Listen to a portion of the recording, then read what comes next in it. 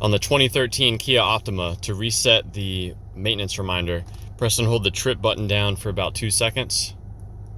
It's going to pull up the user settings. Press and hold reset on the maintenance there.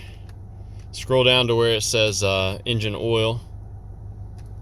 You can select that by pressing and holding reset, and you can set it to go off again. We'll do 6,000 miles here. Basically scroll through and select whichever setting you want. You hit trip to scroll and you hit reset to set it there.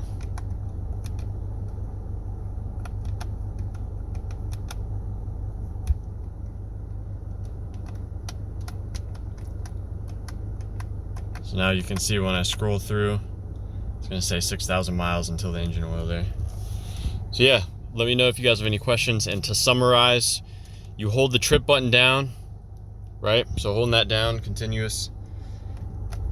This screen pops up. You will then press and hold the reset button.